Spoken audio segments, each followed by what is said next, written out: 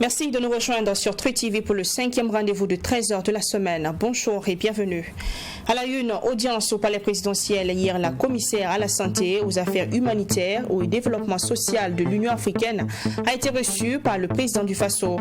Élu en octobre dernier, Minata Samaté Sessouma est allé remercier le chef de l'État et prendre des conseils pour mener à bien sa mission.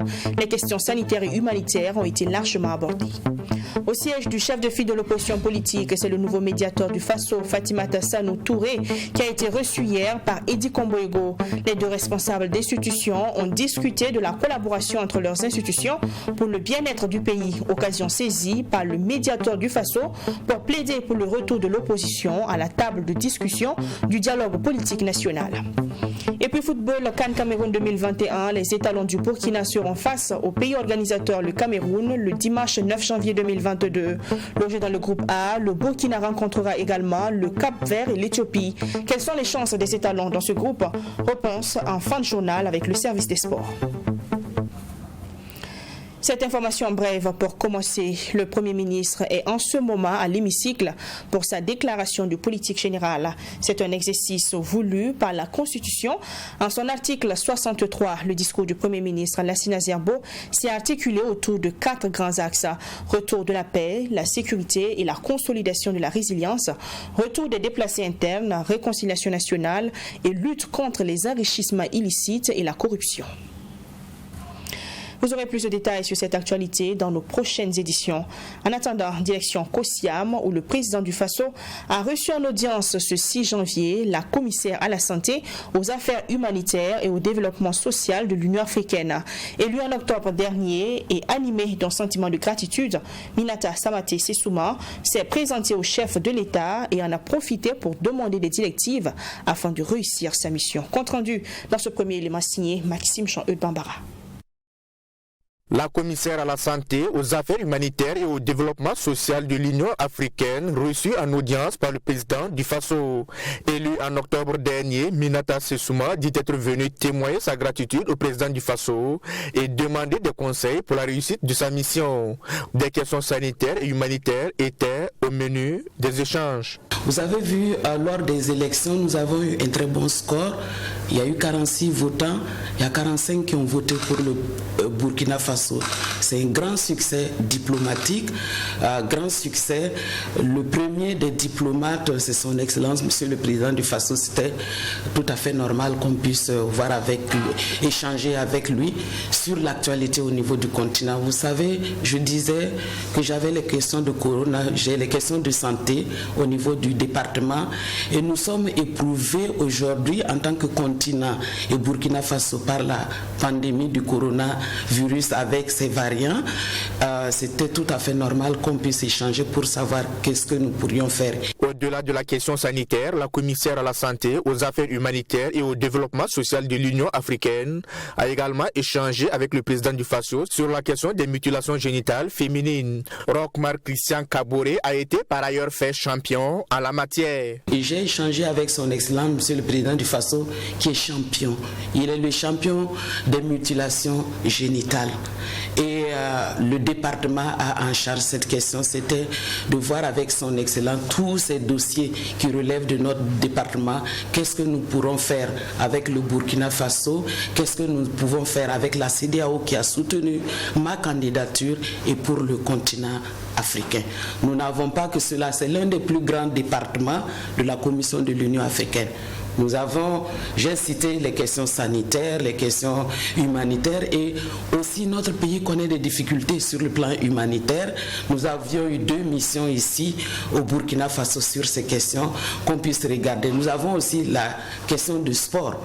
Nous avons les questions de sport, les questions de culture. C'est vous dire que le travail sera énorme. Selon Minata Sessouma, la commission est composée de 8 élus politiques. Avant d'être commissaire à la santé, aux affaires humanitaires et au développement social, social. Minata Samante Nesesuma était commissaire en charge des affaires politiques de l'Union africaine. Moins de 2 mois après sa nomination, le nouveau médiateur du Faso a entamé une série de rencontres à l'endroit des responsables d'institutions. Une dynamique qui a conduit Fatimata Sanou ce jeudi chez le chef de file de l'opposition politique où il a été question de réconciliation nationale et de reprise du dialogue politique. Serge Kaboré.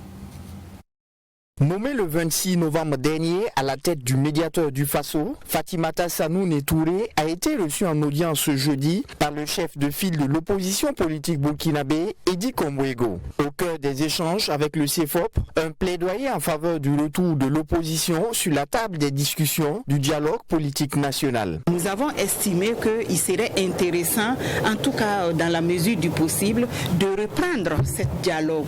Tout ça, ça va donc dans le sens de l'apaisement du climat social. Nous avons également joint notre voix certainement à d'autres qui sont passés pour donc lui adresser cette demande. C'est une visite qui s'inscrit dans la dynamique d'une série de rencontres initiées par le nouveau médiateur du Faso à l'endroit des responsables d'institutions, et l'occasion a été saisie par Dame Sanou pour remettre à Edi Kombouego la loi organique qui organise son institution ainsi qu'un dépliant de procédure. Et j'avoue que les échanges étaient fructueux.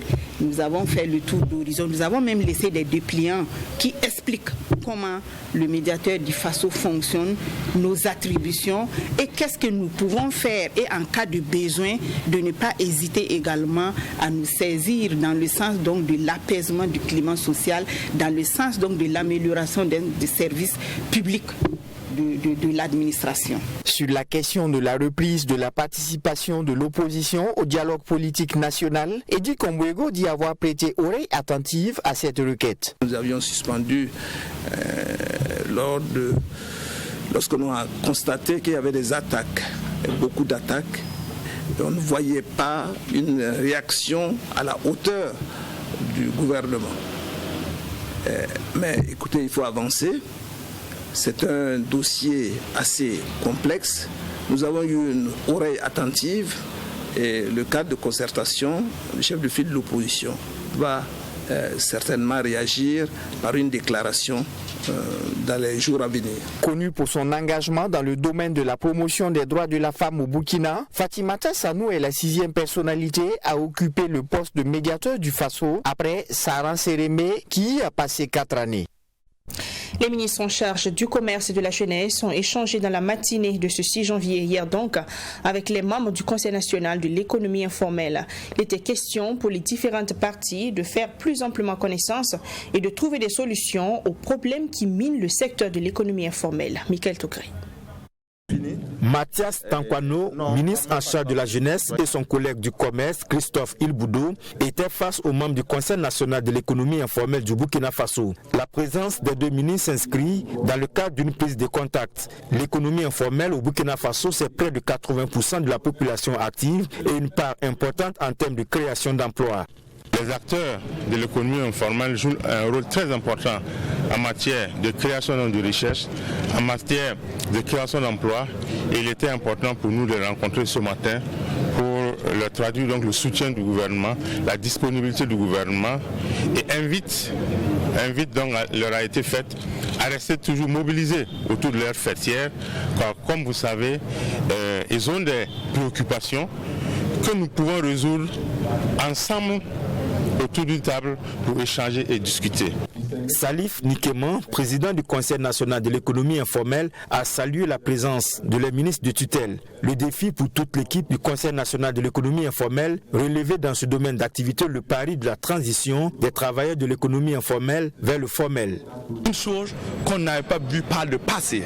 Donc c'est une signe forte à l'endroit de l'acteur de l'économie informelle que nous remercions le gouvernement et nous remercions les 2 ministres ici présents, et pour les dire, nous sommes engagés derrière eux et pour vraiment les soutenir à travailler pour sortir le pays de là où ils sont. Que vous sachiez qu'aujourd'hui les secteurs informels comptent plus de 80% de l'économie burkinabé. Et si l'économie informelle organise, vous allez voir que l'insécurité va diminuer. Vous pouvez voir qu'actuellement, il y a beaucoup d'acteurs de l'économie informelle qui peuvent balancer facilement dans le tourisme, qui est vraiment difficile. Que s'ils balancent difficile de l'amener normal encore. Le bureau actuel du Conseil national de l'économie informelle a été mis en place en décembre 2019. L'objectif principal est d'assurer la représentation des organisations professionnelles de l'économie informelle et leur pleine participation au processus de prise de décision. Infrastructure routière à Ouagadougou, les usagers se plaignent sur le boulevard des Tansoba, avenue en chantier récemment ouverte à la circulation. Des fossés ont été constatés au niveau des arrêts de bus. Pour les usagers, ces constructions sont dangereuses et peuvent occasionner des accidents de la route. Les motocyclistes doivent, selon eux, faire des acrobaties et être très vigilants pour éviter de tomber dans le décor. Constat sur place ce 6 janvier 2022 avec Abdulrahim Yéyé. En phase de finition, le boulevard des Tansoba présente des dispositifs particuliers aux arrêts de bus. 2 fossés à chaque arrêt de bus, dont l'un est doté d'escaliers. Un dispositif visiblement pour permettre aux riverains, y compris les personnes handicapées moteurs, d'accéder à l'arrêt du bus au regard de la hauteur de la route. Pour les usagers, c'est un danger de mort. Même si l'idée est bonne selon eux, la disposition du fossé juste en face de la piste cyclable nécessite une acrobatie pour l'éviter. Franchement, c'est pas vraiment simple pour circuler. Parce que là, la voie réservée pour les cyclistes, là, pour les motos et autres, là, vraiment il faut être un vrai acrobate. Parce que pour un rien, tu rentres dans le décor. Je ne sais pas comment est-ce qu'ailleurs, est-ce qu'il y a déjà des exemples de type de voies comme ça. C'est parce que c'est pas droit.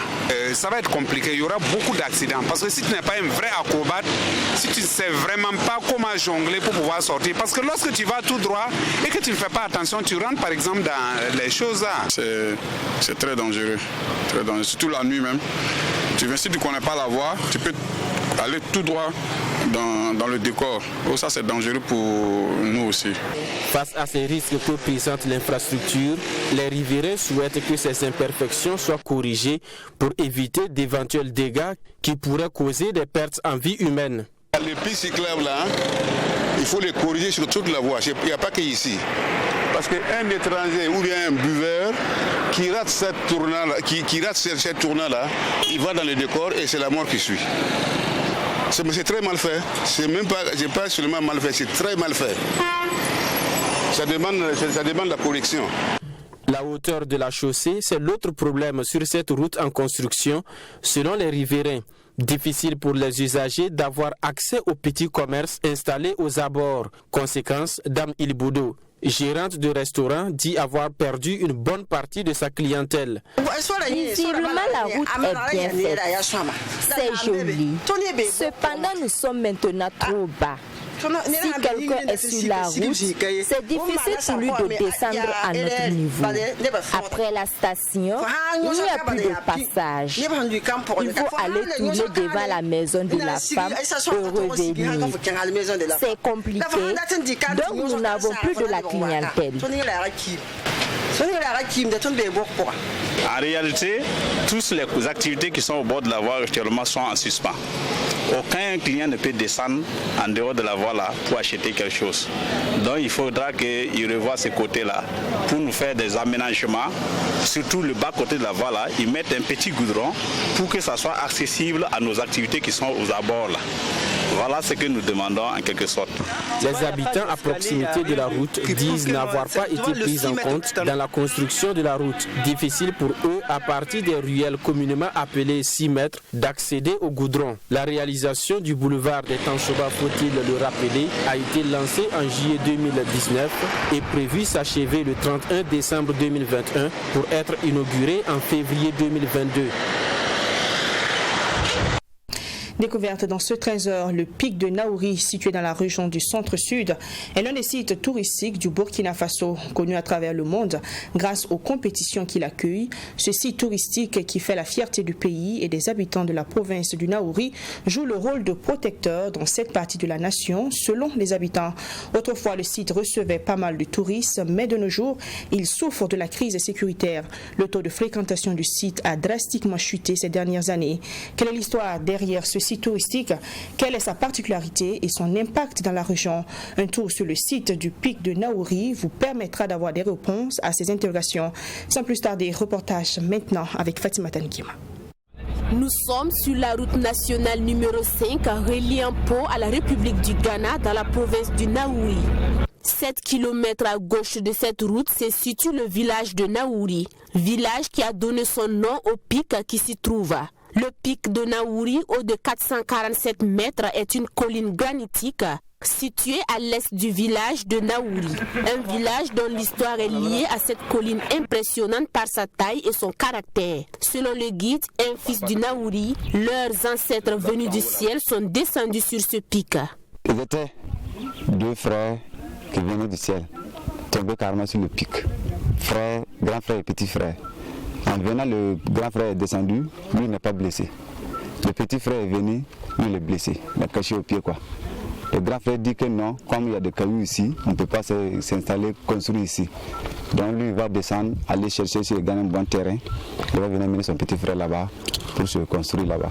Un grand frère qui reviendra, mais pas pour emmener son petit frère, mais pour s'installer auprès du pic. Ce dernier, entre-temps soigné par le pic, n'était pas du même avis. Quand il est venu, le petit frère dit que non. Quand tu partais, tu m'as oublié.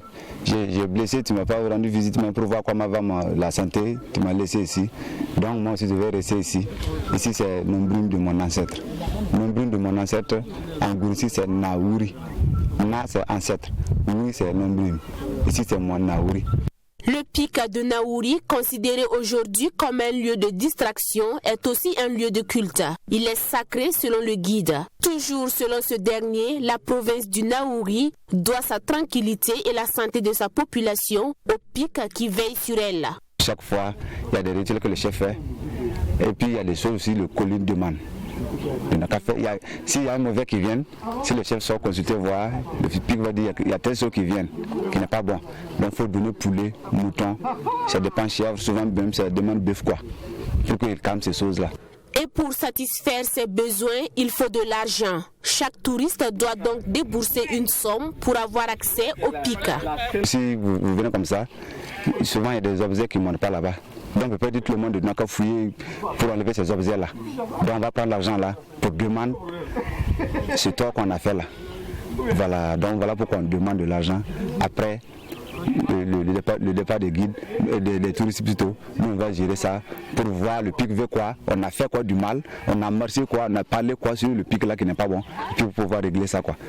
Autrefois, le pic de Naouri accueillait de nombreux touristes, mais aujourd'hui, la situation difficile que connaît le pays joue négativement sur le taux de fréquentation.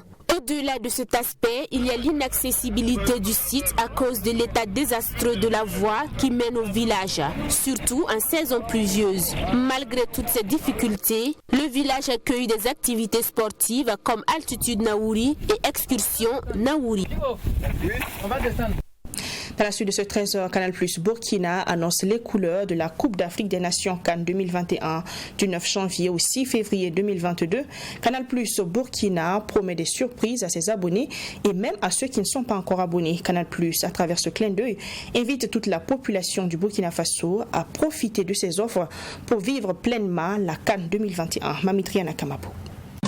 La Coupe d'Afrique des Nations. D'ici à quelques jours, les amoureux du football seront devant leurs écrans pour suivre la Coupe d'Afrique des Nations édition 2021.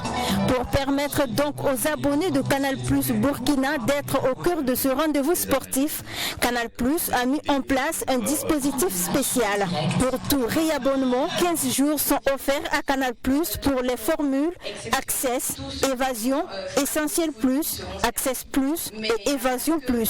En plus de ces offres, les émissions de sport seront à la portée des téléspectateurs. L'intégralité des 52 matchs vont être traduits en direct sur Canal Plus Sport 1 et aussi sur Canal Plus Sport 2 avec des émissions de contenu bien spécifiques, mais l'intégralité est en direct sur Canal Plus Sport 1. Justement, nous aurons donc les deux chaînes, à savoir Canal Plus Sport 1 et Canal Plus Sport 2, et c'est principalement sur Canal Plus Sport 1 que les matchs vont être diffusés. S'il y a des matchs en simultané, ça va être sur le 1 et sur le 2. Par jour, nous aurons donc deux émissions, Jour de Cannes, qui va faire un peu le bilan d'avant-match, qui va permettre à nos commentateurs, à nos experts et à nos consultants de revenir un peu sur les enjeux du match, de faire des analyses. Mais il y a également Soir de Cannes, qui est une émission prévue à chaque soir après les matchs, qui permet donc de faire le bilan de la journée et aussi donc de faire l'analyse complète de la journée. Aussi, le décodeur durant cette période de la CAN sera accessible à un prix abordable. Ceci va permettre à ceux qui ne sont pas encore abonnés de profiter des offres de cette entreprise.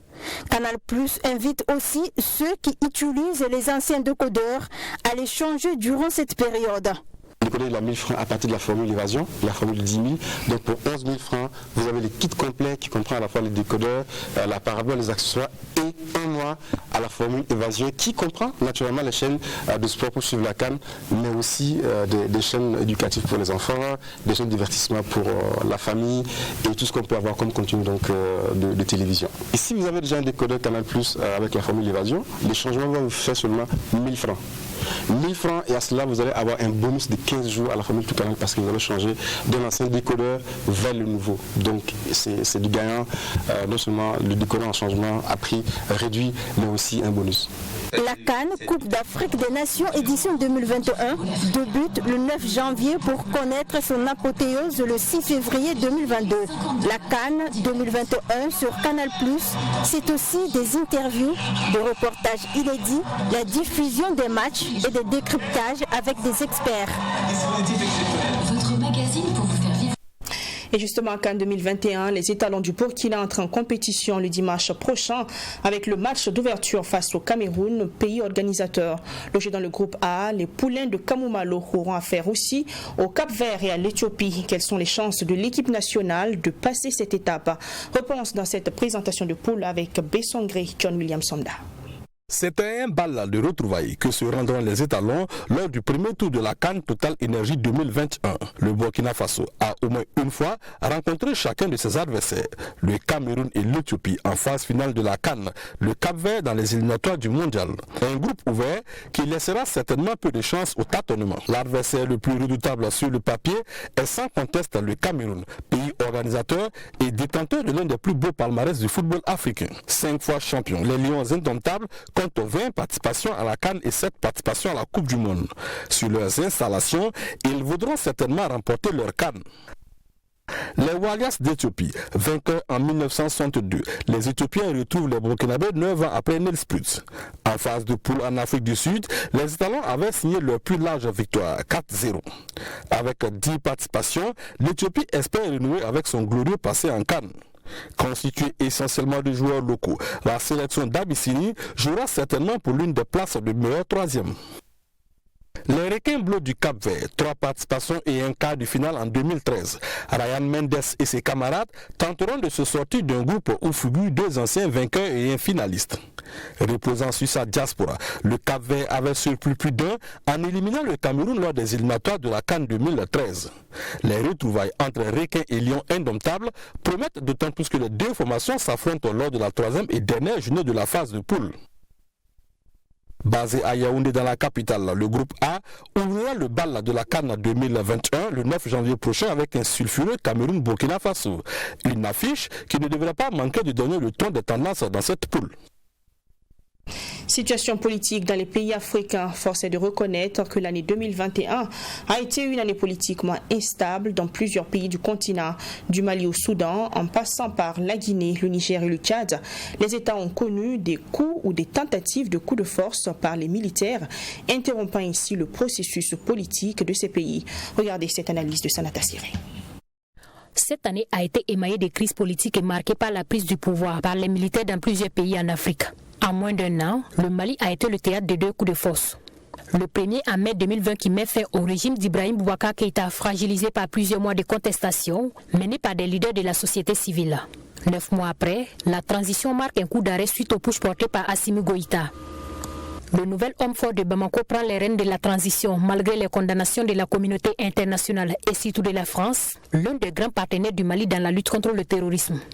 Pour faire fléchir le nouveau pouvoir de Bamako, Paris menace de retirer ses troupes.